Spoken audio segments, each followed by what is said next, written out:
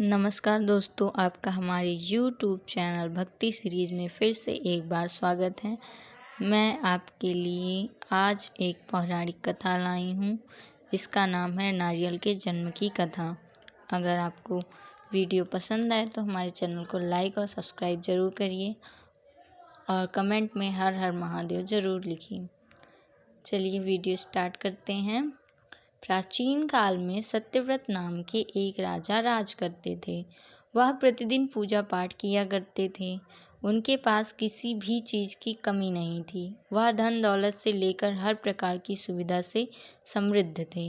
हालांकि इसके बावजूद भी राजा की एक अभिलाषा थी जिसे वह पूर्ण की चाह रखते थे। दरअसल राजा सत्यव्रत को किसी प्रकार से स्वर्गलोक जाने की इच्छा थी।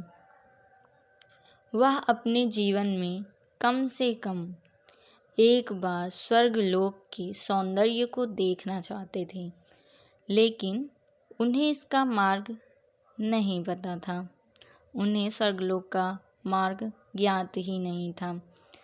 इधर दूसरी तरफ ऋषि विश्वामित्र अपनी तपस्या के लिए घर से बाहर निकले।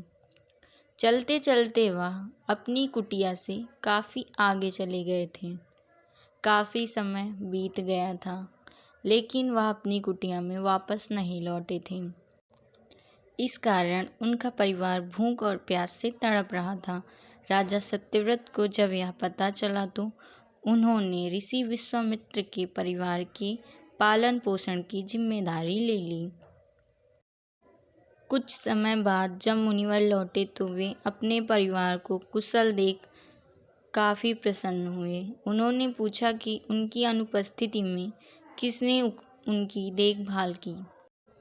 इस पर ऋषि के परिवार वालों ने बताया कि राजा ने उनके पालन पोषण की जिम्मेदारी उठाई थी। यह सुनकर ऋषि विश्वामित्र तुरंत राजमहल पहुँचे और राजा से मुलाकात की। वहां पहुंचकर उन्होंने सबसे पहले महाराज को धन्यवाद कहा। इस पर राजा ने ऋषि से अपनी इच्छा पूर्ण होने का आशीर्वाद मांगा। राजा की बात सुनकर ऋषि विश्वामित्र ने कहा, बोलिए महाराज, आपको क्या वरदान चाहिए। तब महाराज ने कहा, हे मुनि, मुझे एक बार स्वर्गलोक के दर्शन करने हैं। कृपया करके मुझे वहां जाने का वरदान दें। राजा की प्रार्थना सुनकर ऋषि विश्वामित्र ने एक ऐसा रास्ता बनाया जो स्वर्गलोक की ओर जाता था। यह देख राजा सत्यव्रत बहुत खुश हुए। वह तुरंत उस रास्ते से चल पड़े और स्वर्गलोक पहुंच गए। यहाँ पहुंचते ही इंद्रदेव ने उन्हें नीचे धक्का दे दिया, जिसके कारण वो सीधे धरती पर जा गिरे। राजा ने सत्यव्रत ने तुरंत सारी घटना ऋषि विश्वामित्र को बताई।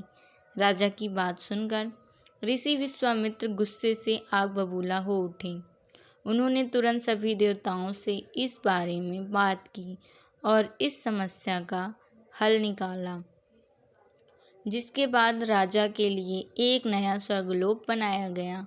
नए स्वर्गलोक को पृथ्वी और देवताओं के स्वर्गलोक के बीचों बीच स्थापित किया गया था, ताकि किसी को परेशानी ना हो। नए स्वर्गलोक से राजा सत्यव्रत तो बहुत खुश हुए, लेकिन विश्वामित्र को एक चिंता लगातार सता रही थी। उन्हें डर था कि नया स्वर्गलोक कहीं जोरदार हवा के कारण गिर न पड़े। अगर ऐसा होगा तो राजा सत्यव्रत दोबारा से धरती पर जा गिरेंगे। काफ़ी सोच विचार के बाद ऋषि विश्वामित्र को एक उपाय सूझा। उन्होंने नए स्वर्गलोक के नीचे एक बहुत लंबा खंभा लगा दिया, ताकि उसे सहारा मिल सके। ऐसी मान्यता है कि नए स्वर्गलोक के नीचे लगाया गया खंभा एक विशाल पेड़ के तने के रूप में बदल गया। यही नहीं, कुछ समय पश्चात जब राजा सत्यव्रत की मृत्यु हुई तो उनका सिर एक फल में तब्दील हो गया। तभी से इस खम्भे को नारियल का पेड़ कहा जाने लगा, जबकि राजा का सिर नारियल के रूप में जाना गया। यही कारण है कि नारियल का पेड़ इतना लंबा होता है।